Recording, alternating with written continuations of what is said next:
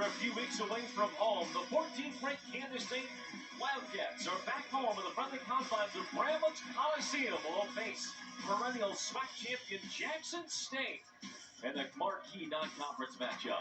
Courtside with you, Brian Smoller, along with former Wildcat great Missy Heinrich. We're glad you could join us here on Big 12 Now on ESPN+. Jackson State, no slouch. We'll get to the Tigers in a moment of Tamika Reed, but first, Kansas State kind of riding high after a good performance in the non-con to this point, 6-1, 2 top 25 wins, and now being picked by their point guard, Serena Sundell. Yeah, back in the national conversation, which is where Kansas State wants to be, but this is the junior guard right here, Serena Sundell, who has been running the show over the last 3 games at the Gulf Coast Showcase. She had fantastic numbers in all tournament team selection. On the season, the 6'1 junior is shooting over 50% from the field and leads this team in assists through 7 games. Impact-type numbers for Kansas State. For Jackson State, they themselves, they have the preseason player of the year in the SWAC conference, and that is Tyon Bowler, the 6'1 senior, averaging almost 10 points a game on the year in 2 big wins. For them in Puerto Rico, she has stepped up. 14 points, 7 of 13 from the floor in their win over St. John. She is quick with and without the basketball and creates problems, matchup problems for every defense, because she can not only put it on the floor, but she's got 3-point range. You mentioned Tamika Reed, 3 times SWAC Coach of the Year, including last season. They have dominated that conference the last 3 years. A team built to upset teams like K-State. What are their keys today? Well, the first for Jackson State is ball pressure. They've got to make it hard for the Wildcat guards. You've got to pressure passers. You cannot let them throw it into Ioka Lee inside at will. And board possessed. 18 offensive rebounds in their win over St. John's last week. They need second chances, and they must black out on every position on defense. For the Wildcats, this is about screen defense. They're going to see a lot of off-ball action tonight by Jackson State. You've got to communicate and anticipate, and they've got to protect the rock. They had 21 turnovers, even in a win against North Carolina in that Gulf Coast Showcase. They've got to take care of the basketball. Size and a lot of it for Jackson State. They go right inside the right away, but K-State defends with the rebound from Ioka Lee. K-State, one of the best defensive rebounding teams in the country, coming into play today. The starting 5 for the Wildcats, the same it's been all year long. The Glenn twins and Sundell, former AAU teammates, now in their 3rd year together. Gregory in her 2nd year after the transfer from Oklahoma. Trying to find Lee with a touch on this possession. K-State not having much success, and it results in a stop. And that's a big stop right there for Jackson State. Right out of the gate, you can see the intensity, and it is ultimately about stopping dribblers one-on-one. So if you can create good man-to-man defensive principles, which you can see from this Lady Tiger squad, they're going to be able to shut down those penetration lanes, not give Kansas State just carte blanche to be able to get to the rim. Size inside with Jackson and White. Both are at 6'6". And then Bowler at point guard at 6'1". Provides a big-time height. Drive there, comes up empty for Bowler. K-State on the defensive board. 1 and done, usually for opponents against K-State. Here's Riley Glenn, and a foul away from the ball as Lee hit the deck, trying to post up inside on White. And there's going to be a lot of size that you're going to see tonight thrown at Ioka Lee. As you said, you've got Angel Jackson at 6'6", you've got Daphne White at 6'5". Both of them have the ability to be able to match up and really give a lot of traffic inside for Ioka Lee. The shot in the lane. K-State gets the offensive board. Jalen Glenn, an open look. Switch to 3. The biggest factor there is the offensive rebound. That possession stays alive. You make the next pass. Find an open shooter. If that's going to be Glenn, you've got to step up 30% for 3 so far this season. That one in rhythm. Glenn really started to heat up at the end of the Gulf Coast Showcase from behind the arc. A spin and a score inside by Jackson. And Jackson State on the board. A 2nd-team preseason all-conference selection in the SWAC. She also was named the SWAC preseason defensive player of the year. So you know that this is a matchup here against Ioka Lee, where they're going to look to be able to put that pressure on, not allow her to post up, early action and scoring from Kansas State coming from somebody else other than Lee. First of 5 games in a row against Power 5 opponents of this Jackson State squad. They look at this stretch as the one that will define their season before they roll to the conference and then hopefully make another appearance in the NCAA tournament. Picked off a couple of Power 5 opponents last year, including Texas Tech for the Big 12. A lot for Lee, but she is grabbed and held underneath. That's 2 quick fouls on Daphne White. And that creates a problem there because now this Jackson State team's got to go a little bit smaller. And the pressure inside in the post position, that's where Lee wants to be able to be. Get high in that lane, force them to have to fight you for that position. You can draw that contact. Now, a lot of coaches will say, my defender, they have a right to that position as well. It's going to be push and shove all night long. Sundell able to get around Jackson. The shot blocker, and Sundell stays hot for the lay-in. That aggressive nature, the more assertive game that we've seen from Serena Sundell over the last week or so, that's been the difference maker. Keep that possession alive, keep the dribble alive, look to score. Hear more about Serena later in the game from our Hannah Whetstone, but a good start by K-State on both ends of the court as Lee gets the block shot. And the biggest factor now is that you've got to have help side. And Ioka Lee, even though she steps out of that lane, she's got good hands and be able to react quick. Gregory turns down the transition 3. Wiley Glenn, the extra pass. Lee double. Gets it back, just facilitating the offense right now is Lee. And then Glenn has a drive and a foul attempt to be taken. Results in another one on Jackson State. And it seems as though a lot of the message coming early here is that this Wildcat offense has got to be the aggressive. You're going to have to put it on the floor and look to create. Because you're going to see a lot of pressure out on these guards, it's not going to be easy pickings to be able to feed that post. You're going to have to use the dribble drive and look to operate. Inbounds play, beautifully run, and a wide open Gabby Gregory forces a Jackson State timeout. Quick start by the Wildcats, hitting 4 of their first 5. We're back in a moment on Big 12 Now on ESPN+.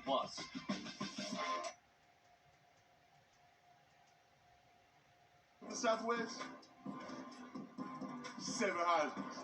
Count it. We're 6 at the Nick, 5 on the floor, and 4 schools stronger. We put up 3s, throw up deuces, and make one thing clear. We've always been greater than 12.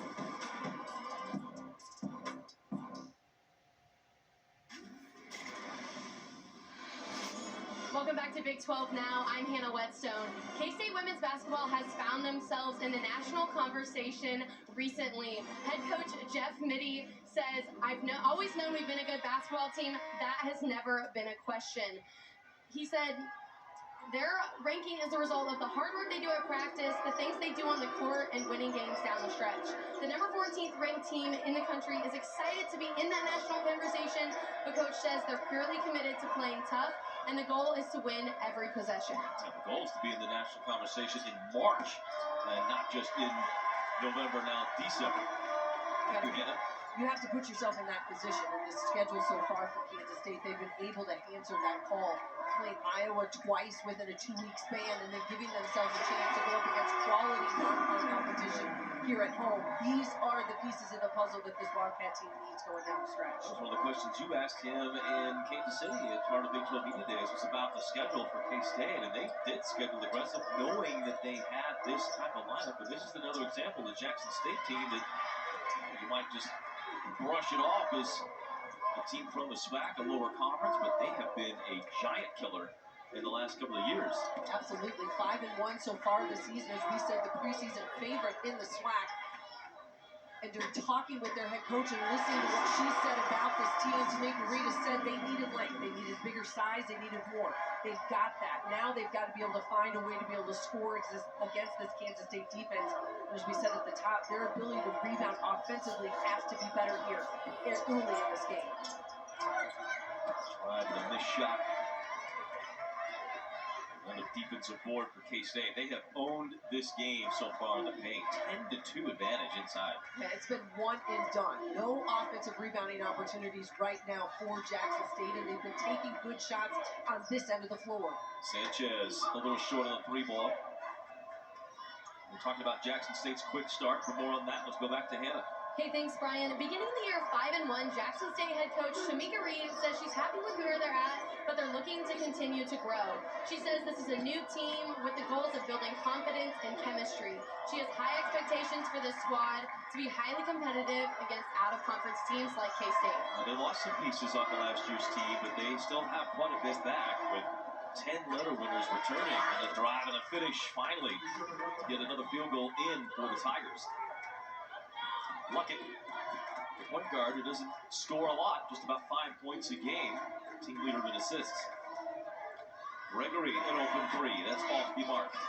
Gregory is Stacy Gregorio, assistant coach for K-State, who coaches the guards. Talked about this the other night on the radio show for Jeff Mitty. She mentioned that Gregory in a slump right now, just in a shooting slump. He's going to have to take her and get her in the gym to get out of it. There's a look at Coach Gregorio on the sidelines. And so much of it as a shooter is just confidence. And you want to be able to see that ball go through the basket. And you've got to be able to have confidence not only in yourself, but in your teammates to put you in a position and know that you're taking good shots, not ones that are rushed, that are within the framework.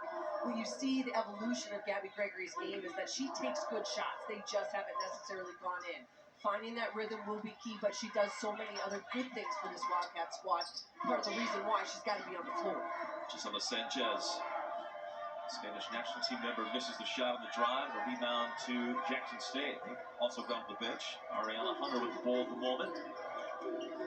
The best by percentage three-point shooter from behind the arc. Amani Lester with a one-handed rebound.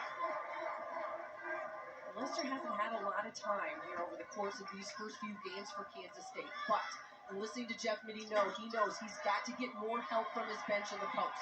They can't have a huge drop-off when Ioka Lee goes out of the ball game. Whether that's rebounding or defense, you've got to know your role, you've got to do your job.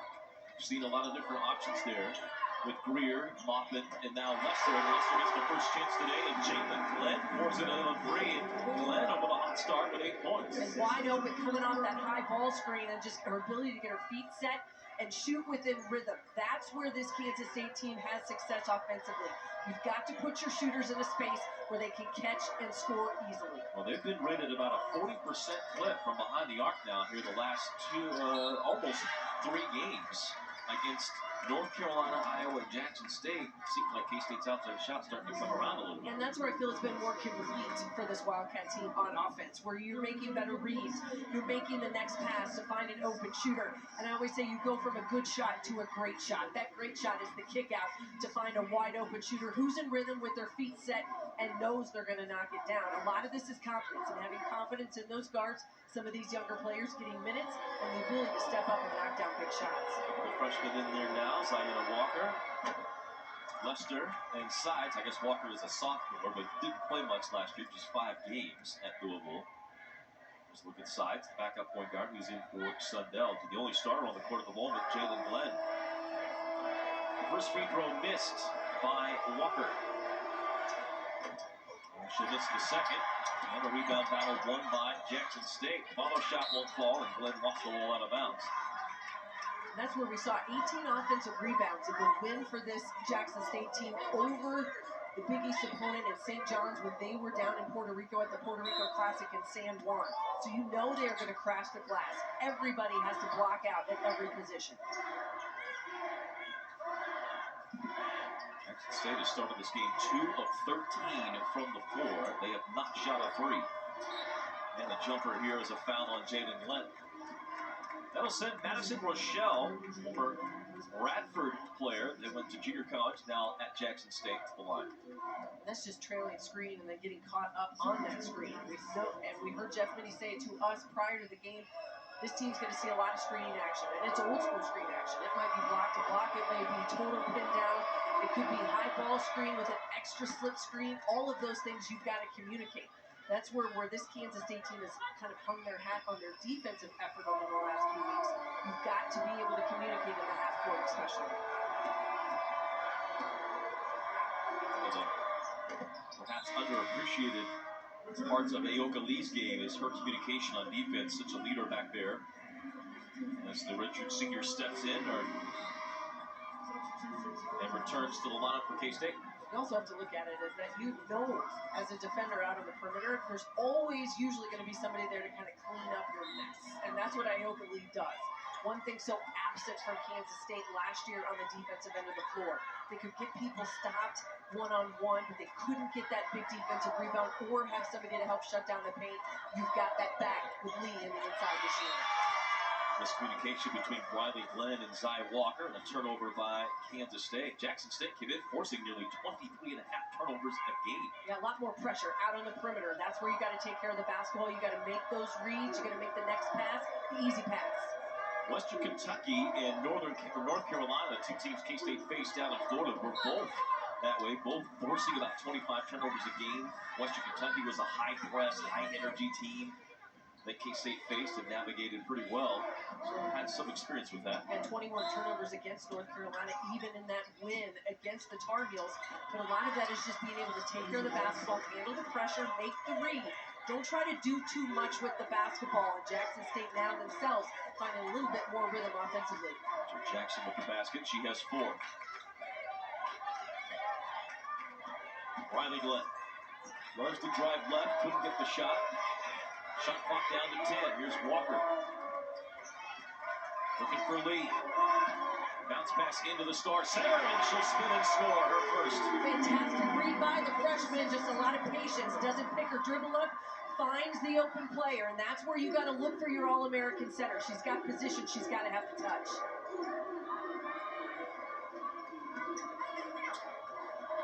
Wild shot won't fall, and Lee the rebound. Boulder looking for the foul, not going to get it. K-State with numbers the other way. Sides hit the deck in the lane, tripped over her own feet. Riley Glenn, a 3 in transition. That's off the mark. But the rebound tapped out to K-State. Sides will let it go. And hit. Second chance opportunities comes in all forms and fashion. That time just keeping the possession alive. And an open 3 by a freshman who's got an opportunity and a real knack to be able to shoot that basketball from deep. All-time All-State pick and Terrence Sides. Walker called for a hand check foul out on the wing. 3 team fouls now on each side. We're getting a look at these two freshmen and Sides and Walker in the lineup for Jeff Mittie here, putting in a lot of minutes early in this first quarter. What it says is they've got a trust factor. These young players getting the minutes, understanding what their role is. Whether it's 15 minutes a game, whether you're going to get 25 in another, whatever that might be, you've got to do your job and do it well.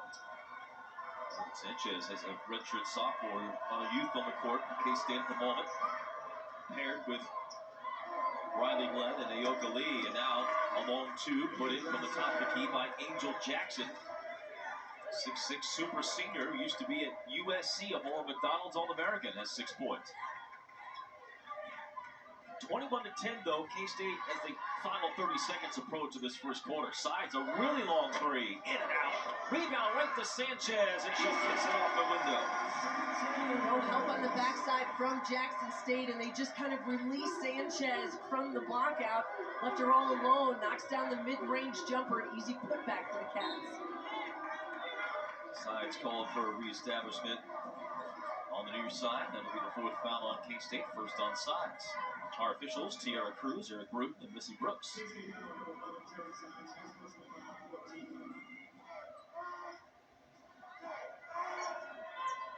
Final 10 seconds.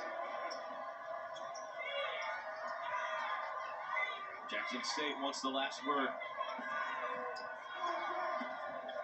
Tough shot in the lane, won't go. Walker up high to get the rebound. The first quarter has ended. K-State 10 of 17, 59% shooting. They lead the Wildcats on feed week.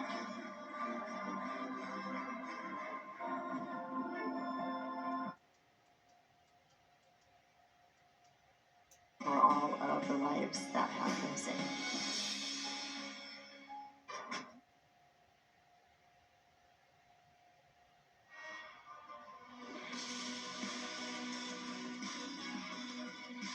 Well, it is that time of year.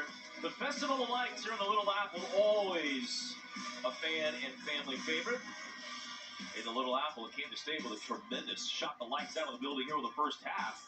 10 out of 17. And because it's this time of year, the coaches today for K-State, as you can see, they're all in the sort of military green-esque shirts. That is to celebrate Operation Santa Claus, which is an annual drive with Fort Riley to provide toy donations for families of soldiers that are either deployed or fallen or injured and under financial constraints. So a pretty good sort of partnership with Fort Riley that K-State already enjoys. And again, that was the cause here tonight. Ayoka Lee with a basket right to begin. K-State, Missy, goes And scores 14 of their 23 first quarter points in the paint, and only 2 of them came from Ayoka Lee. Yeah, now we can say 16 of 25, but she's got those 2 right there, and it's a high-low action. Great execution coming out of that quarter break by the Wildcats, and ultimately this Jackson State team, they got to put more pressure on the Kansas State guards. You've got to not allow them just pinpoint pass, stuff that ball down to the low post. Position is all about position now. You got to force Lee up off that block. Maya Crump, 6th-year player with that finish. A big story about Crump told to us by Reed, and we'll hear about later. Lee, a very tough turnaround shot, won't go. Back tap will end up with Jackson State. Wondered how Lee would handle, really, with 2 post players, that sort of size inside from Jackson State. The answer early on has been Jackson has done pretty well. She's got 8 points to lead the way for the Tigers. Well, Daphne White having to go to the bench because she picked up 2 fouls early against Lee in the first half, or excuse me, in the first quarter. And so now you've got a different look. It's a little bit of a smaller lineup for the Lady Tigers, but with Angel Jackson in there really holding down that paint, as you can see, she is agile. She's going to move well, puts a lot of pressure on Lee defensively, but also has been a fantastic offensive rebounder so far. Mentioned the former McDonald's All-American and a travel on Jackson as she took the shot. And she just moved her pivot foot on the catch, and that's right in front of the official and a hard one to pass up. But you like how Jackson State's going to move her off the block, and that's what you have to do. Teams that have had success against Kansas State have to get Ayoka Lee out of the middle of the lane. Whether you're going to pull to that high post, it's one-on-one at the elbow, a little bit of different look changes how people defend you. Gregory driving, wants the ball out of bounds.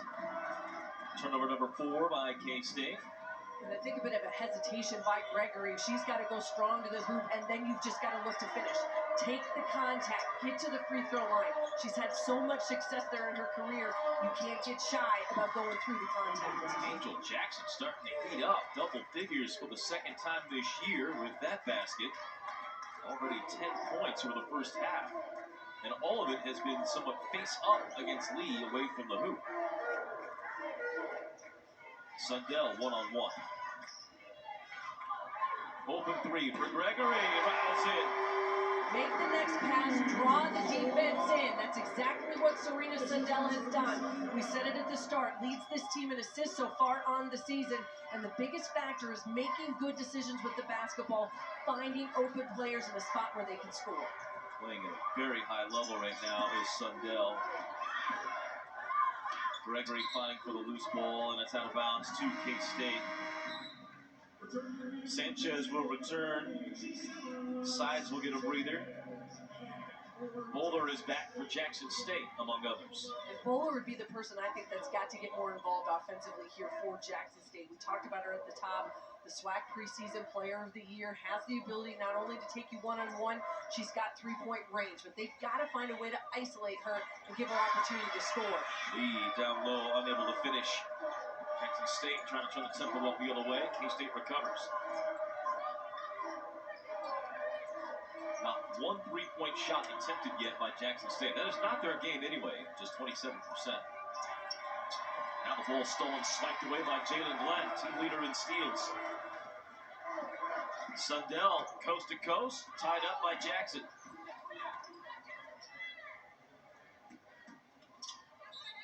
And Gregory called for a travel. So a little disjointed. Jackson State will get the ball out of this. Well, and it's hard.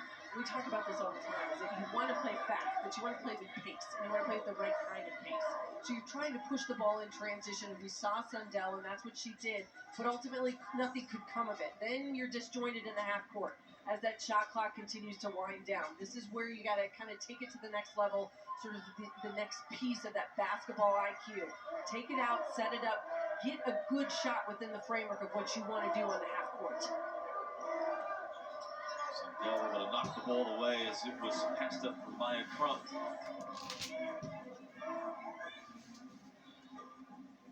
Look at Sundell, who's listed at 6'1", but coaches were saying the other day that she's closer to 6'2". She just continues to grow as she wraps up her career at K-State now in her junior season.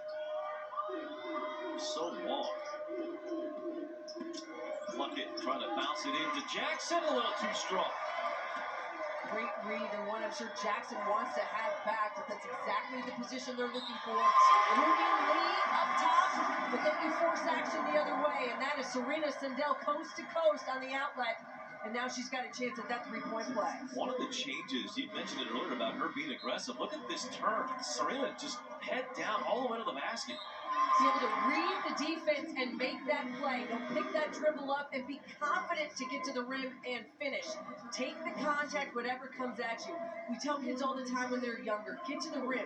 You're either going to take the contact and finish, have a chance at the three-point play, or you get 2 shots at the free throw line. Either way, something good comes of that. Sundell's definitely added that to her game. No doubt. Confidence just brimming right now for K-State. She missed the free throw, but here come the Tigers. Now they will take their first three. It's actually ruled a 2. Foot was on the line. K-State back the other way. Sanchez. K-State has ratcheted up the pace a little bit. And Gregory caught no man's land, turned it over.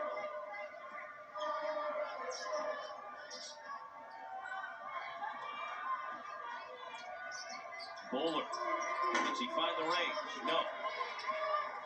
7 of 26 is Jackson State from the field. That is just 27%. What has plagued them in this game has been scoring droughts. Now this one up close to over 2.5 minutes. Kansas State themselves needing to be able to answer on these trips. Shot pick by Sundell and the finish. It just seems so simple right now for the game of Serena Sundell. Taking what the defense gives you. When you try to do too much, that's when you put yourself in trouble. The junior has learned, if it's simple, that's okay, because you can score and be impactful that way. Career defending Angel Jackson. The ball knocked away. Here's Bowler. And a foul away from the ball. They'll send us to a timeout. K-State holding Jackson State to just 16 points. Defense has a new mascot when we come back. Who's going to be first to take it? It's in-season tournament time. It's NBA on ESPN time.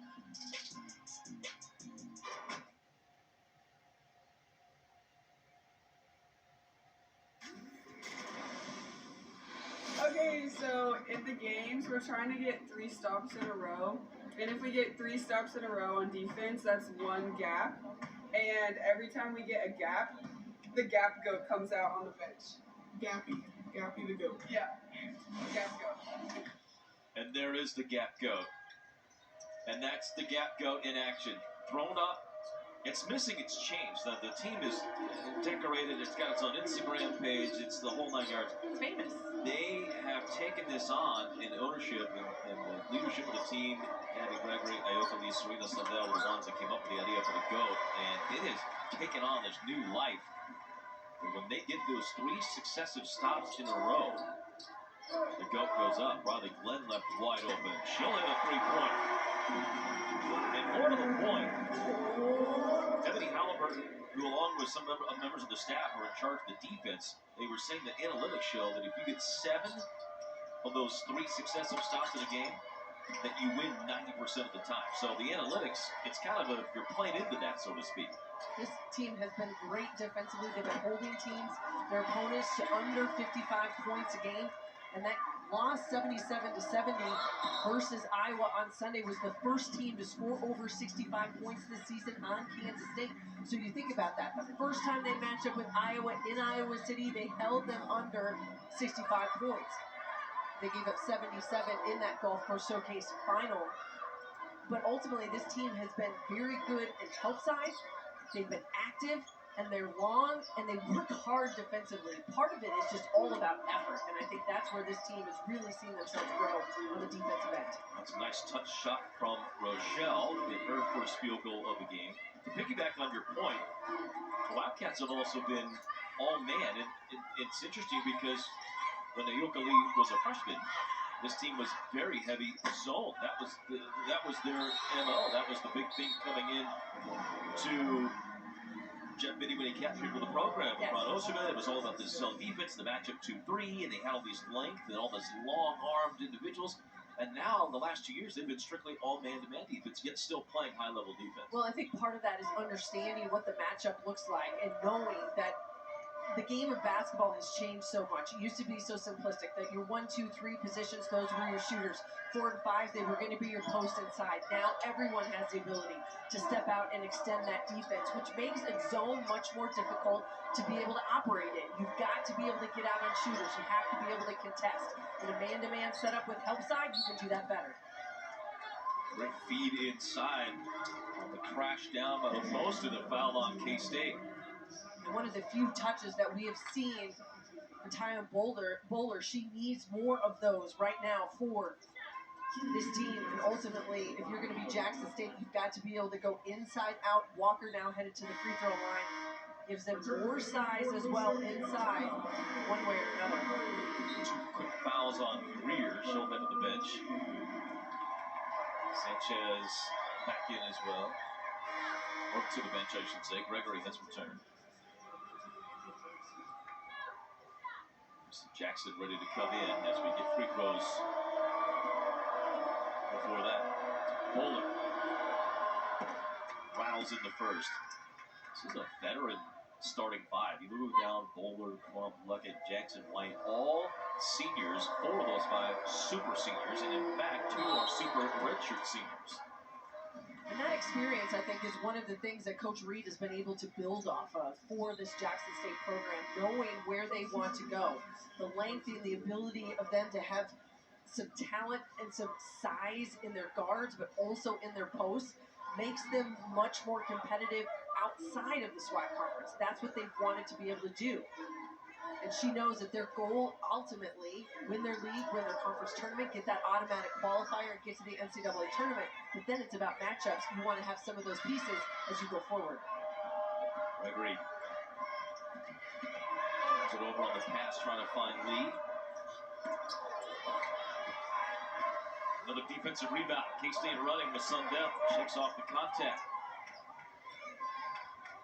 State passed up an open 3 in transition. Going to work it around for a better shot.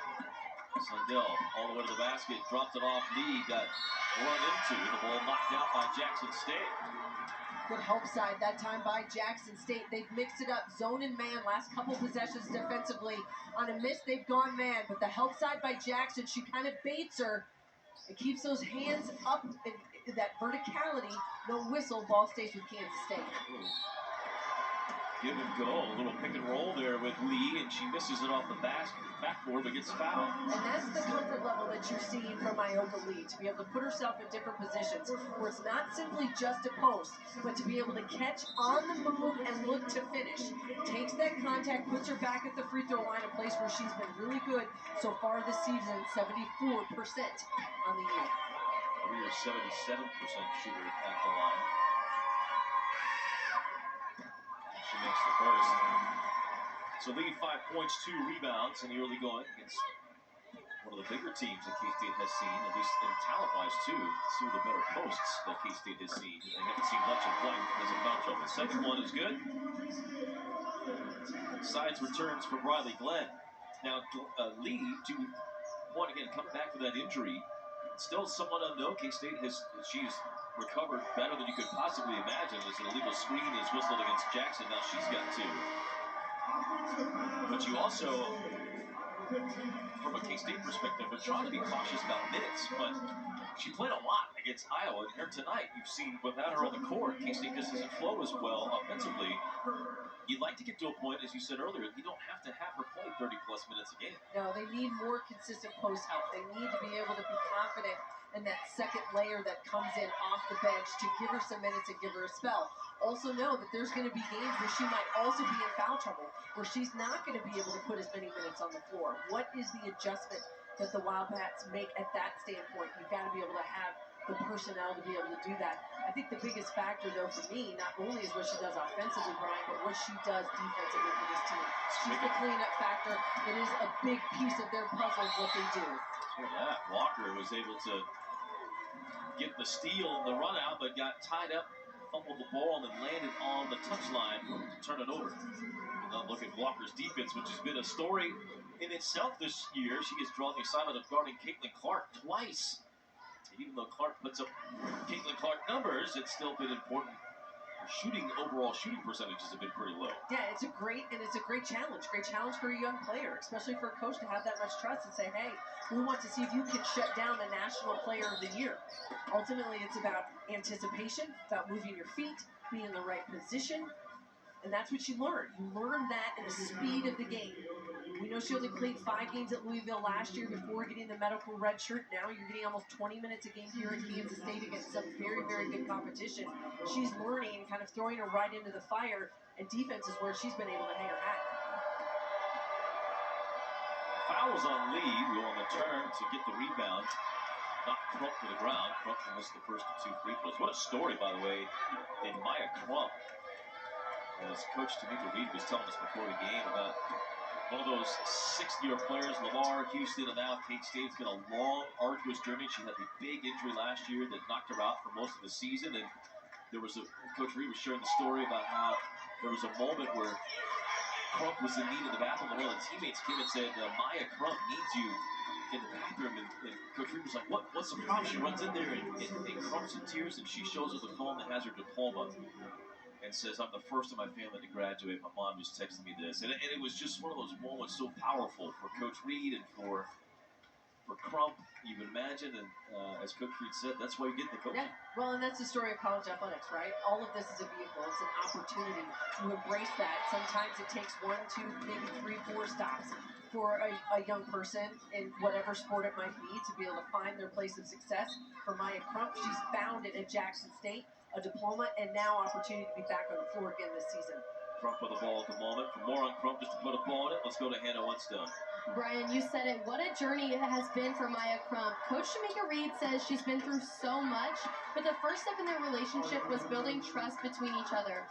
Reed says Crump has big goals of playing professionally and regularly expresses her gratitude for the opportunity to play for Coach Reed at Jackson State. Walker finds Lee. And now Jackson State, a last word at the end of this quarter. Trying to keep it right here, but not cut it to 15. State's led by as many as 19. Lee the rebound.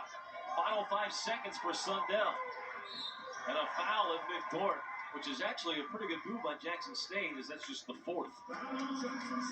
It will now force Kansas State to have to inbound, side out of bounds there, 2.7. So this is where your execution comes into play. If I'm Jackson State, you're going to have to deny. Don't allow that lob pass to go inside the lead. Gregory will turn and fire a high arc 3-pointer that will not go, and that's the end of the first half. Kansas State, though, shoots 57%, 8 points each from Ayoka Lee and Jalen Glenn. And they have a commanding 39-22 lead on the SWAC champion Jackson State Tigers.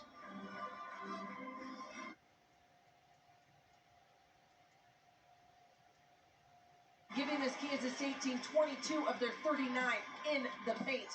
Making the next pass, finding the open player, and Jalen Glenn, she is the recipient. 2 of 4 from behind the 3-point line. 12 assists in the first 20 minutes for Kansas State, sharing the basketball. You go from a good shot to a great shot, and that makes for good offense and 39 points in that first half.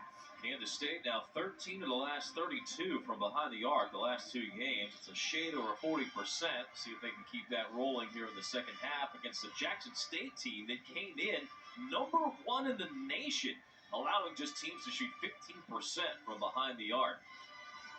And truthfully, the Wildcats haven't been able to, they don't need to go back behind the arc and shoot at times. We go back to your keys to victory at the outset. How have they measured up? Well, we talked about ball pressure for Jackson State. They caused 10 turnovers, and Jeff Mitty not at all happy. He said his team was sloppy in that first half. It's about stringing together possessions, but also just being much more solid And that ball pressure is a big key, and that is where Jackson State's going to have it in the second half. They're board possessed. They need more offensive rebounding. We said it. They had 18 offensive boards in their big win against St. John's in Puerto Rico. They've got to get second chance opportunities. If you're Kansas State, they handled the screening action, I thought, pretty darn well. Not giving up a lot of open looks, not getting lost, not giving up that slip screen or an easy lob. You just got to continue to communicate defensively and protecting that rock. It was 10 turnovers, and that's where this K-State team's got to tighten it up. They've got to be better offensively, and if I'm Jeff Mittie, the conversation was, we've got to string together more than 2 to 3 good offensive possessions. There's got to be 3, 4, 5, 6, 7 in a row where they're getting good high percentage looks.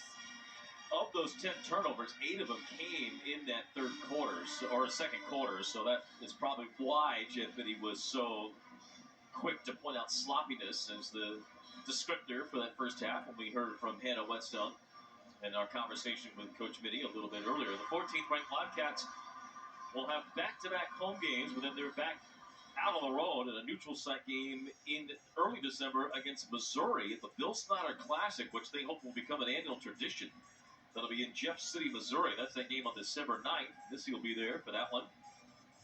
And then you see North Florida, Oral Roberts, and Southern, another SWAC team coming through as we round out the month of December. And Big 12 play begins just after Christmas, New Year's weekend. This K-State will go to Cincinnati to open up Big 12 play. And it will look different, and that's one of the things when you add those 4 teams, you still got Oklahoma and Texas as part of the Big 12, and so the calendar and the schedule looks different than what people are normally used to, but still 18 regular season games for women's basketball. The men are playing 20 regular season conference games, partly because the women's Big 12 tournament happens a week earlier than the men's, both now in Kansas City at the T-Mobile Center downtown. Let's get an update from Tamika Reed. Hannah Whetstone had a chance to catch up with the Jackson State head coach. Hannah? Thanks, Brian. Coach said she's proud of how her team played in the first half with her bigger players inside in foul trouble. She thought that they attacked the rim well. As far as adjustments offensively in the second half, she's looking for her team to move the ball more on offense. Wow. There were a couple of times it felt like they may have blocked down, may have gone more one-on-one. Only 4 assists in that first half for Jackson State. But you also saw just less than 2.5 minutes for Daphne White in the game. She picked up those 2 fouls early. We talked about the size and that being an issue for Kansas State. White not on the floor hardly at all in that first 20 minutes. Hard contact on Luckett from Lee, but no whistle. Saw a little bit of post-to-post passing from White to Jackson, and Sundell was the one guarding White on a switch. And that's what you don't want to necessarily have happen, is those big little switches with your post players and your guards. Ultimately now, if you're Kansas State, you're going to have to communicate. You got to get through the screens, you got to get around, but the be in help side. 2 big post players, there's a lot more action on that low block. Bell got the rebound off of that missed 3-point shot. Back cut, Serena on the block, denied. Gregory just a little hesitant to fire that 3-pointer off, so trying to find a rhythm. She's going to let this one go and be off the back iron. Gregory 1 of 4 from behind the arc.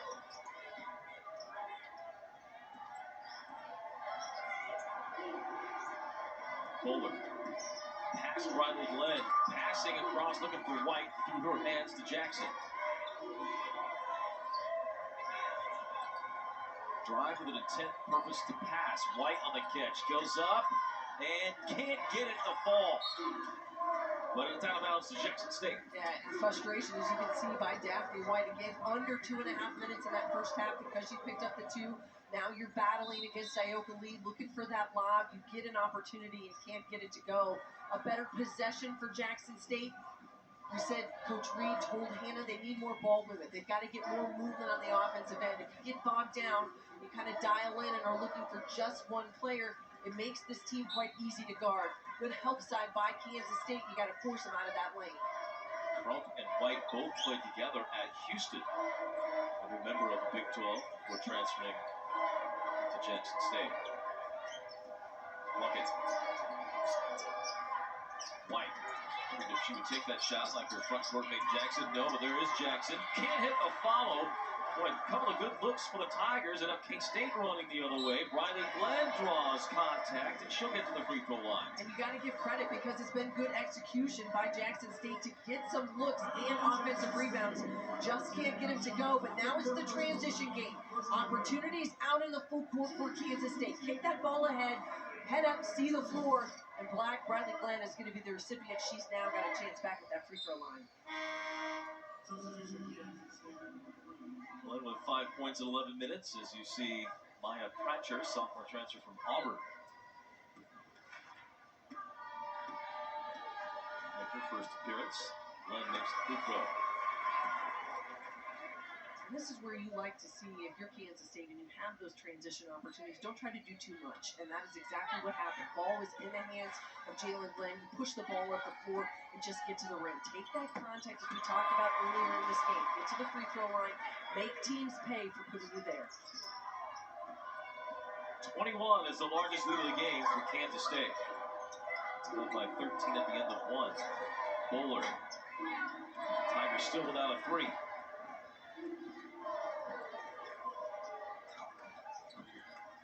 Lee in a heap underneath the basket. But gets the rebound and a reset. Now Gregory left wide open. And she'll connect. And that's a confidence builder right there for Gabby Gregory. Broken play. It was a mismatch and everyone gets lost. But Gregory gets herself open in the corner, feet set, ready to shoot. And those are the ones right there that will help you get out of a slump. Find that confidence factor behind the arc. 6 of 15 for the Wildcats from long distance. Bowler, wild shot, can't get it. And Glenn saves the rebound.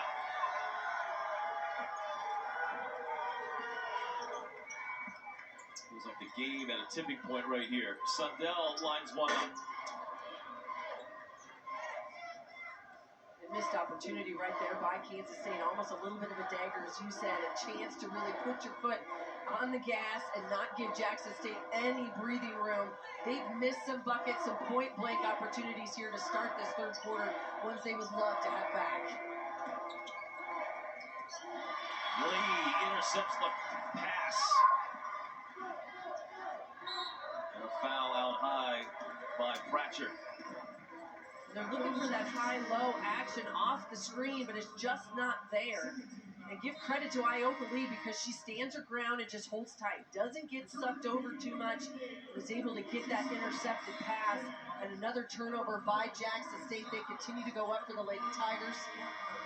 And now new faces and opportunities here for Jeff Mitty to get some different looks on the floor in the second half of this third quarter. Almost a whole new five. Almost like a hockey line change here for Kansas State. Only starter left is Glenn. Lester with a great seal. Gets blocked, but fouled by Angel Jackson. And that's her third. All about position right there for Lester and for the redshirt sophomore, just to be able to give herself a chance to get big and to get that spot. And a great entry pass from her fellow freshman in Terrence Sides, looking and knowing that's the read. Ball's got to go to the post, you got to find her, and it's got to be quick. You cannot second guess, you cannot wait. You're going to have a split second on that seal. She gets to the ball. Now she's back at the line. Jeff Mitty talking to his freshman guards as Lester goes to the line. Terrence Sides, Missy, to your point, all this ballyhoo about her scoring and efforts are coming in. 23 assists, only 5 turnovers. That is the third best assist-to-turnover ratio in the Big 12. I think part of it is she simplifies the game. She's not trying to do too much, and that's what you like out of a freshman. Someone that understands their role. When I've got shots, I'm going to take them, but don't try to create. Don't try to do too much on the offensive end. That's a good, solid freshman point guard right there. Crump's three-pointer off the mark. Rebound tracked down on the corner by Jackson State. And stepping out of bounds was Crump as she started to go. So a turnover by the Tigers. An 8-0 start to this third quarter by Kansas State. Pitching a shutout here. We're almost at the midway point of the third. There's been looks for Jackson State. They just have not been able to get him to go. As you said, frustration starting to settle in a little bit as well. Absolutely. And you got to give credit, though, to this Kansas State defense. They've applied their own set of pressure, really kept that energy level at high in this third quarter. Wide open Glenn, three-pointer, and K-State just draining threes left and right. 7 of 17. as they settle in against this Jackson State defense. A comfort level from behind that three-point line. The Wildcats have found it. Jalen Glenn now knocking down threes, giving herself a chance to put them in. An 11-0 blitz to begin the third sends us to a timeout.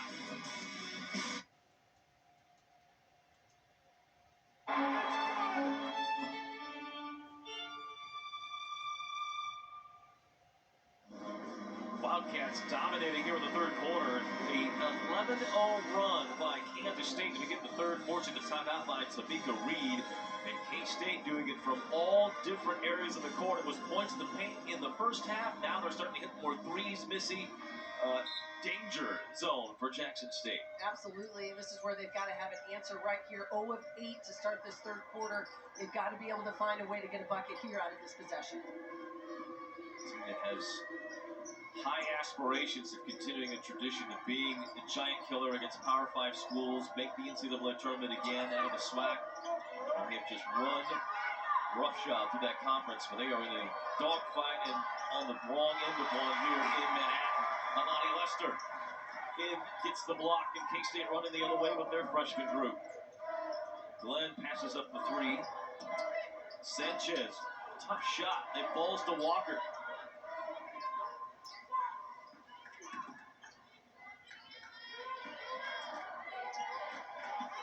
Sides. Lester can't put it in.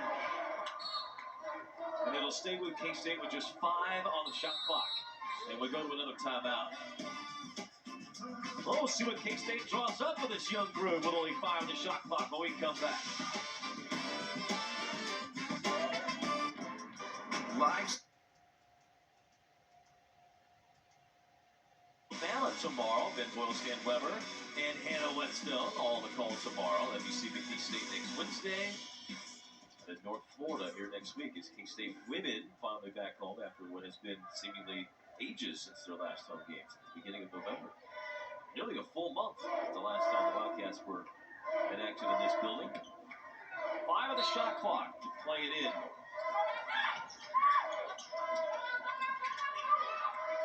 Sides, a guarded three. Hits it! That's not an easy shot. Off the handoff, shot clock down. You've got to get around and get your feet set.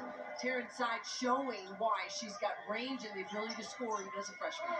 16 for 38 are the Wildcats behind the arc the last 2 games. 8 for 18 today.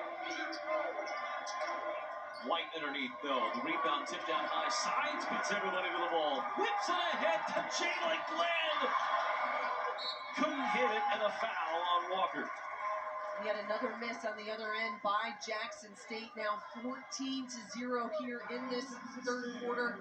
The Lady Tigers have not scored. And just a struggle for them to get a good quality shot that they can get to go in. They had a couple early, but as I think we've mentioned, the frustration starts to set in. But this defensive effort, I think, in this third 10-minute segment here from Kansas State, incredibly strong with a bunch of different faces, but all doing what they have to do to make the play. Walker with the first of 2 free throws. She has been an impact player for K-State right away. One more for the young lady they call Zai. She makes both. Kansas native almost picked K-State out of high school, went to Louisville, didn't like it, decided to come back home, and has loved every minute of being back in Kansas. Lob over the top, just past the outstretched arms of Lester. That's the first basket for Daphne White. That stops the drought here in this third quarter for Jackson State, and now they go a bit zone look. A 2-3, try to pack it in. Without Ioka Lee, you're going to force people to have to beat you from the perimeter. Harris in for the first time for K-State. Sanchez. She'll shoot the corner 3, and she'll hit one. And that's the game of Sanchez. She's not only going to be able to step out and shoot the 3, she's got the mid-range jumper. Just 13% so far on the season from behind the arc, but that time, a good look in the corner and a late contest by Jackson State. It's ruled a 3-pointer. We'll see if it stays a 3-pointer. Might have been ruled a 2 by Sanchez. If the book goes as a 3-pointer, on the scoreboard, it's only a 2. Look here at Sanchez. Kevin Greer has returned for K-State. Maybe we'll get another look at Sanchez.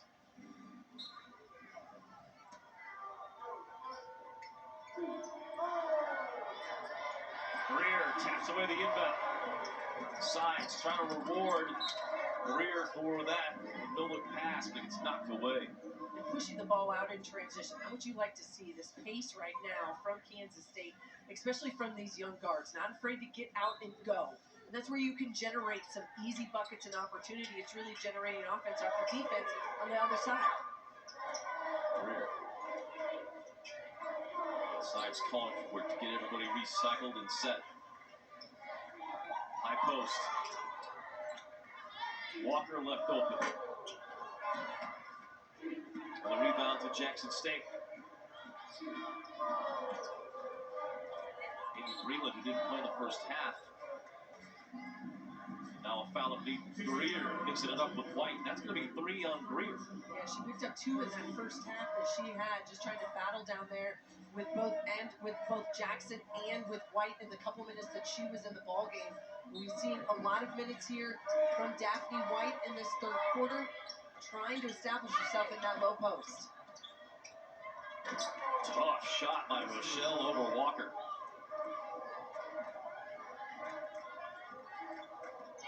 Still a 19-4 third quarter. Sides fakes, drives, blocked by White. That's what this Jackson State coaching staff telling Daphne White. They've gone to this 2-3. They are keeping her with her head underneath that, really underneath the net, underneath the rim. You got to be a stopper on that backside, not allow anybody to get inside of the paint. Sanchez, left elbow jumper, couldn't hit it. Sanchez is one that K-State really likes in that high post of the zone. Walker elevates and gets a block, and now another block. That one on White, and it falls. Oh, and a missed layup underneath by Mahoney. In transition, Walker had it poked away from behind. A frenetic pace here at the moment. That's the first turnover of the second half by K-State. They've been clean really up until that point. Even in transition, getting out and looking to go, Kansas State's done a better job of taking care of the basketball. Mahoney traveled before she got fouled.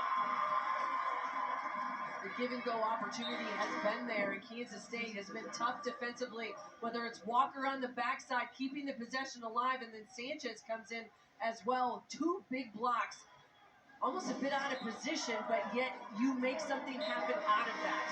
We've said this Wildcat squad has hung their hat over the first 7 games of this season on their defense, and they're doing that here again tonight against Jackson State. Rebecca Dollinger in for K-State as the Wildcats sitting pretty here in the third, trying to get some of their other bench players in the game.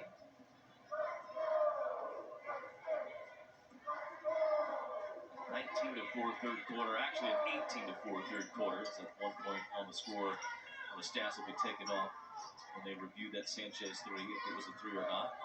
Against the zone. Someone's trying to get it to the high post. Dollinger, one of the seniors for K-State, does have long distance range, and she'll hit a 3. That's what Rebecca Dollinger can do, is that she's got really a piece of the puzzle is a 3-point shooter. Get your feet set, move the basketball, and get that zone to shift. You've got to be ready to look to score. Second time this year that the Wildcats have been over 10 threes in a game. They have won 44 out of 54 games under Jeff Mittie when they hit 10 threes in a game, largely because they've had post players like Ayoka Lee, Brianna Lewis, who were unstoppable when you had an outside game to complement them. Well, what a battle right now inside between Greer and Jackson. That'll be a foul on Heavenly Greer. Give credit because Angel Jackson is looking to push Greer up that lane and not give her that space. And ultimately, as the offensive player, you're entitled to that position. So if you're Heavenly Greer, instead of trying to push with the upper body, you're going to have to move your feet and get around. Down play to Trump. Athletic play to catch and shoot in one motion, but she couldn't finish. Sides, another great pass. Passing by the Wildcats exemplary as they move it around. Sanchez, mid-range, couldn't hit it. This group, you can tell, in practice must work together a lot because they are connected on the offensive end. Most definitely have a comfort level, as you can see from this 5, and that's a good sign. If you're Jeff Mittie, one of the things he's been talking about since the season started, in media days prior, even before the first game, was about the depth and what they had on this roster. Opportunity to put a lot of different faces in the ball game, and it could be much of different lineups and looks. And if this is the group that has a good continuity, then you want to be able to exploit that.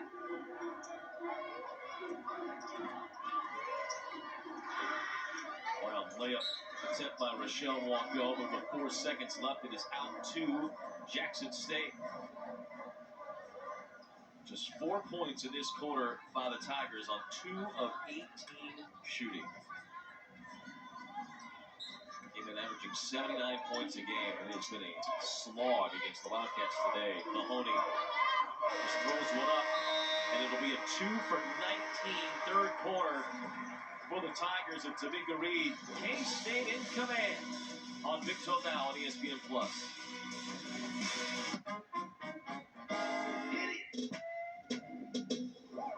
Hard shell, soft shell, messy night, best night. With Old El Paso, there's always so many possibilities. So we're down 34-0. Winning will be tough. That's why I brought in the ease specialist. Right. Geico makes car insurance easy. With the Geico app, you can check your policy on the go and get access to 24/7 claim support.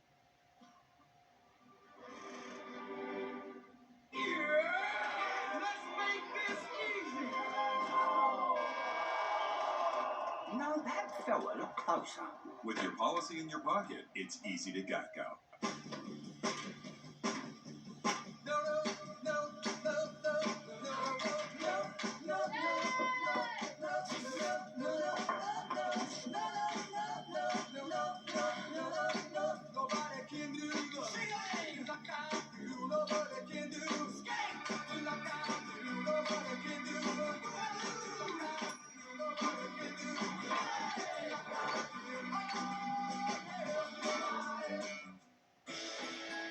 During Kia's Season of Giving Back sales event, give yourself the gift you've been waiting for all year. Like great deals on the confidently capable Sorento and the spacious Sportage. Not to mention offers on the all-electric EV6 and the fun-to-drive Forte. Visit your local Kia dealer. Get 1.9% APR for 48 months plus 1,000 trade assist cash on select new 2023 Sorento or 2024 EV6 models. Triple treat box 3. Now Sundell showing her abilities and her length on the block shot, knocking out of bounds. Sundell came into play today with 8 blocks on the season. We talked with Coach Reed from Jackson State. She talked about the length that she has in her guards, that is something that they knew they had to elevate their program with their roster. The length of this Kansas State team out front in their backcourt has just been a huge factor. You saw it in the game against North Carolina. You've seen it in the win against Iowa. And just right there, with active hands and anticipation, being able to do things defensively that they couldn't do before. And that athleticism, the ability to get people stopped one-on-one. That's why this team has been so good defensively all season so far. Well, with a couple of steals now in the game. Trying to get it in. Lead denying White. We talk about the game of Jalen Glenn, Brian, and I think the biggest piece there is when you make a concerted effort sometimes to really focus to be a defensive stopper, that the offensive side of the world can be so much more simple, that you don't necessarily have to try to do too much. You see it right there. That is a great example of not trying to make a play out of something that wasn't there. When you've got an All-American 6'6" center who seals, get her the basketball in the post for a layup, do your job, deliver when needed. Glenn does it right there. A good game for Glenn, as you said. 11 points, 4 of 9, 3 of 6 behind the arc, all threes in rhythm, nothing forced, 4 boards, couple assists, no turnovers. It's simple, Yep. and that's where you want to get to a point here. And I think the emphasis in becoming a really good defensive player opens other things up for you, almost a freedom that you feel sometimes on the offensive end of the floor. That's a rush 3 by Briley Glenn. There have been few of those today. Now her sister picks her up with another steal. 3 steals for Glenn. Sundell has the Red Sea part for her. She'll just go right down the middle and lay it in. And that's the game of Serena Sundell we've seen over the last couple weeks, is her ability in the open floor to make great decisions with the basketball, whether it's a drive and dish or herself to be able to score at the rim. The jump stop, the finish, that's what you like to see out of the junior. We'll hear more about Serena Sundell on the other side from Hannah. People want to define Gen Z, but that's our job. I wait tables, but last week I built a field hospital. I put out a forest fire. I stopped 1,000 attackers. At a natural disaster. I've saved lives. And led a team on patrol. I serve. Well, I go to school full-time, but I work full-time. The greater the challenge, the stronger we become. Geico makes car insurance easy. Enjoy your flight. You too. As easy as saying the wrong thing. Me too. Really? What? Dad, why would you say that? Why would you say that? Do I look like I'm going on vacation, sir? It's not how airports work, man. You could? Dad! Are we leaving or? I don't even want to go on vacation anymore. I thought I knew you. She has hairspray that is over the limit. With an app that puts your policy in your pocket, it's easy to Geico. And you're not wearing socks. Get a grip, man. Oh, sick headphones. Mine barely work. We're saying yourself, your own experience, both coaching and playing, you brought that up yourself. And then Sundell, words to what you were speaking about today in that visit with Hannah. Yeah, I think the biggest piece of that is that you just see her being more assertive and understanding what the defense is giving her and not trying to do too much. I think it's just it kind of makes you feel, it warms my heart when I watch players play within themselves and not try to do something that they're not capable of doing. You want to expand your game. You add to it each and every year. You improve each and every day. But ultimately, for someone like Serena Sundell, it's the consistency factor. And that's what she has to be for Kansas State to continue on this trajectory. Now they're going to, after this game, you're going to be sitting at 7-1. What does it look like moving forward? Well, in order for this team to keep taking the steps that they want to continue to be part of that national conversation, you have to be consistent, and that starts with your guards.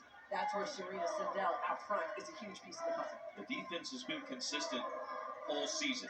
It's the offense that K-State has been waiting to see be more consistent. Now it's been 2 straight games for sure. Wildcats are starting to hit a rhythm of taking great shots in rhythm, 3-pointers going down there. Serena's been fantastic.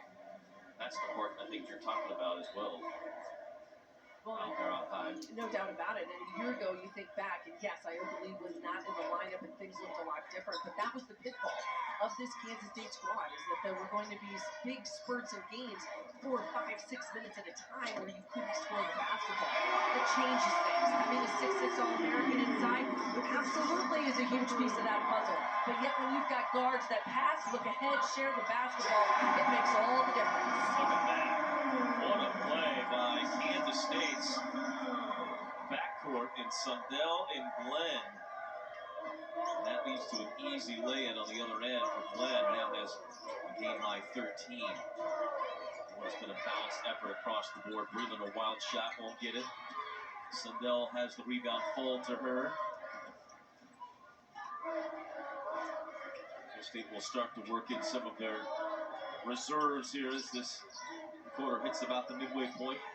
They had their backups play the almost entire third quarter. Starters, this is really the only extended minutes they've had in the second half. Jalen Glenn will be called for a contact on the arm. That'll be just her second foul. Eliza Moffitt in for the first time. And this is an important 6+ minutes here, though, I think, for K-State. If I'm Jeff Mittie, the conversation and the message has to be consistency. That we just mentioned it, that this team has been better offensively in their consistency the last couple games, better shots and being clean within the framework of what they do.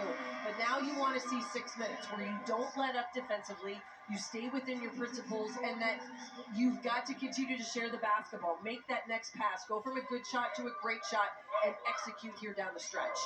By the way, Lee, with her 12 points in today's game, has moved into 4th on the all-time scoring list at K-State, passing Ashley Sweat on that list. Some of the greats. K-State up next. Maupin in transition couldn't finish. Sanchez blocked by Jackson, and Jackson then lost the ball out of bounds. It'll be K-State possession. Not a lot of minutes in that third quarter for Angel Jackson. We saw Daphne White get most of those minutes in the post, but they've gone back to Jackson. She had a great first half, really a difference maker for this Jackson State team. She's the SWAC preseason defensive player of the year. You saw it there with her ability to block shots and really lock down the paint. Harris back in for K-State.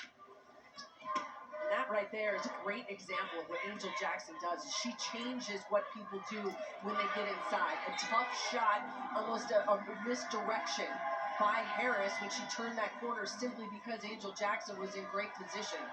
But yet the turnover going the other way, and this Lady Tiger team just has not been able to string together the possessions they've needed here in the second half. Gapco fires off from the K-State bench with that stop. Sides. Move foot. Looks like Eric Bruton's locked in on that here tonight. Yeah, there's been a couple of those whistles there over on that far side, but I'll tell you, that's one of the toughest things to make that adjustment. And we show Taryn Sides here on your screen for those that are watching at home. As a freshman, as a guard, you have to understand that you have to give those officials, you got to give them a beat. You have to let them see that pivot foot before you make that move. Sometimes you feel like you are just in mud and you're not making a quick move, but you have to be able to establish before you go. Sanchez looks off the defender, will bring it up herself.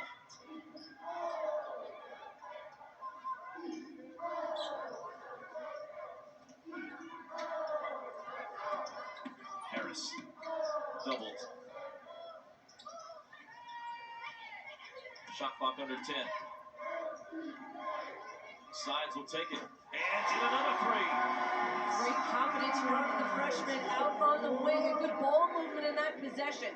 They used almost 20 plus seconds of that shot clock. That's the kind of execution late in the game with the big lead you're looking for.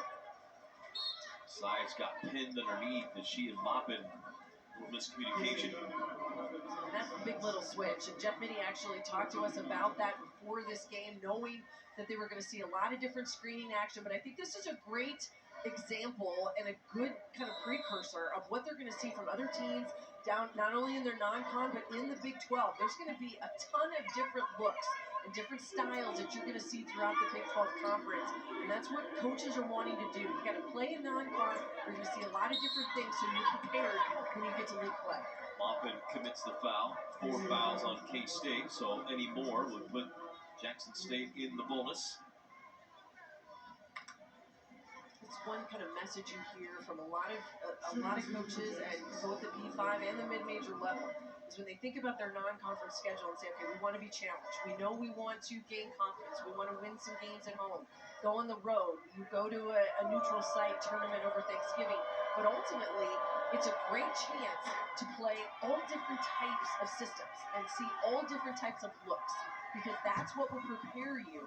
Because we all know everyone can see the scout, they can get on Hudl, they can get on the systems, everybody has film, so everybody knows what the others are going to do. It's the little wrinkles that get added in as the season goes that then you've got to be prepared for. So if it's on-ball screening, block to block, all different aspects of the game, this is what prepares you for it, even for your young players and your bench players who don't see a ton of time.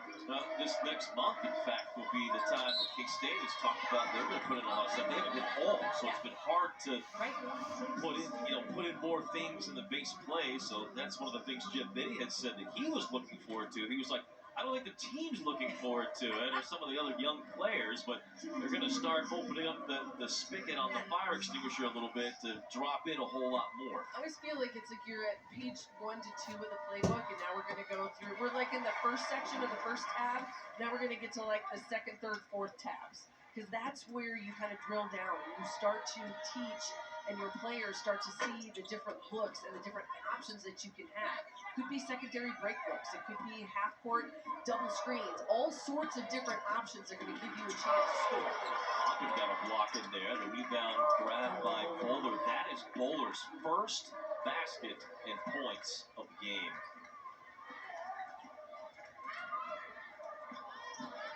Walker all the way to the hoop. Easy lay-in. The athleticism of Sienna Walker. You see her comfort level. We mentioned Terrence Sides finding that comfort level as a freshman guard. I think the two of them both really understanding what their role is. For Walker, simplifying, not trying to do too much, taking what the defense gives you. We saw it in her production. She's 11 points, 5 of 7 from the field in that loss to Iowa down in Florida. And then you think about the game she had in Iowa City when they get the big upset of Iowa when they were ranked number 2 in the nation. Those little pieces gain confidence for a young player, really sets you up for a positive, really good first year. Walker trying to claim that ball, did not touch her on the way down, but they're going to say it did. Walker, former Kansas Player of the Year. You got 2 Kansas Player of the Years now on this team with Sides and Walker. Walker was the number 15 overall recruit 2 years ago.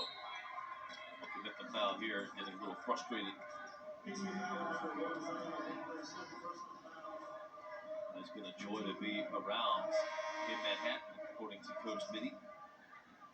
I think that's the one piece of, we talk about sort of the transfer portal and what college basketball and college athletics looks like in general, sort of the wild, wild west of what you do and where people go. But the other piece of that is also finding players who are able to flourish and blossom in a new environment. And Jackson State is a great example of that, where for Coach Reed, it's having players come into a program, could be the second, third, maybe the fourth stop that they've made in their college career, but this is where they find their place. For a player like Ziana Walker, Manhattan, Kansas, and Kansas State, that place for her. Doesn't work for everybody, but sometimes making that move, making that change really can be the best for them, both on and off the floor. Rumph makes 1 of 2. And then ball out of bounds to K-State. A little token pressure here from Jackson State. We're talking about Ziana Walker there. More from Hannah on Walker. Hey, thanks, Brian. Missy said it best. After Ziana Walker made that change to K-State, she's proven herself to be a dominant force for the Cats. Coach Jeff Mitty spoke highly of the redshirt freshman, explaining how big of a threat she can be on both sides of the ball. He said she's been a weapon on defense and offensively. Her ability to get downhill and create space off jumpers has been critical. He said the biggest thing she brings to the table, however, is her hard work and dedication to this program. Now, he mentioned that the other day, that he said Walker and Sides were the 2 that put up the most shots per day on their tracker system outside of practice, like on their own. They just love going to the gym. They're gym rats, both of them. Which is not a bad thing. I'll also tell you they're young. They're freshmen, so their bodies haven't necessarily given up on them yet. So they don't spend as much time in the training. Yeah, they don't spend as much time in the training room as some of the older players do yet. So that's why they got more time. Now, I think that also just speaks volumes to the environment of which they put themselves in. That this is the place of which they want to have success. And they are. They're gym rats, kids that want to be better, want to add to their game, and know that over the course of the year and the season, when the grind comes, sometimes those extra reps, they will have made the difference. Walker up to get the steal. On point. It's like she heard us talking about her. Couldn't do it. Maupin tried to do an acrobatic catch and finish. Couldn't quite do it. And a foul will put Maupin, I think, to the free throw line for 2. Look there at Walker. But you look at Walker's numbers now, she's 1 of 4 from the field. She's got 4 points tonight. She's got 5 assists, 4 rebounds. One of the things you have to, these are also great environments and opportunities, because what does she see? Athleticism and length against this Jackson State defense. How do you go against that? How do you make those right decisions with the basketball in your hands? All learning opportunities here early in the season. Yes, it is finally December, and we have flipped it. But you got to remember, the basketball season is only 3 weeks old. Yeah. And what has happened in the course of those 3 weeks, and the games and the competition that Kansas State has faced so far, you're going to have a few where it doesn't go as well as you would like against a Power 5 team ranked in the top 10 when she played Iowa. But that's okay, because that's when you're going to get better. Well, again, if you think about the future, you're trying to set a culture of what's going to look like, because there's some big name. I mean, a big name that's going to be potentially off the team next year in Ayoka Lee. How do you manage the future? How do you set the culture of what it's going to be like? And Kansas State has certainly done that. Again, we talked about defense all year long being a big thing. You see there the gap counter for K-State. These gaps that they're trying to do. There's the gap go that goes up.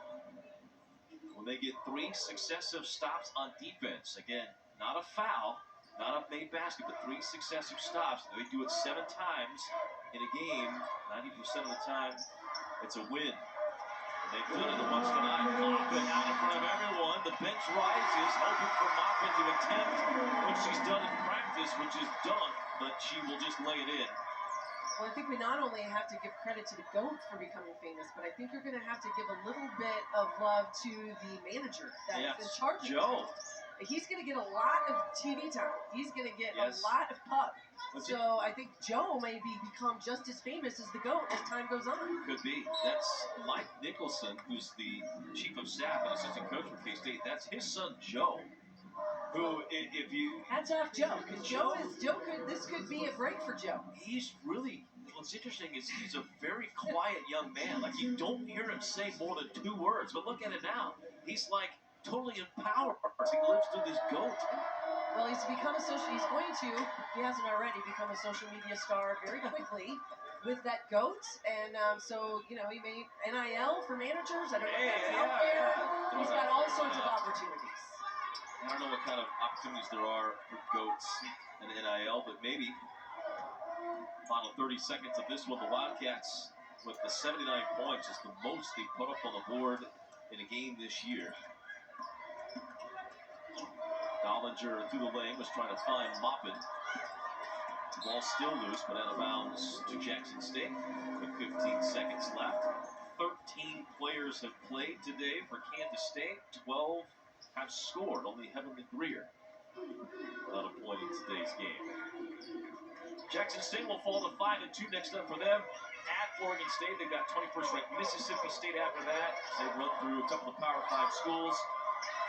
Kansas State will turn their attention to McNeese State coming up on Wednesday. We thought this would be a tough test for the Wildcats. Turned out they aced it with flying colors as the Wildcats cruise in this one, 79-37.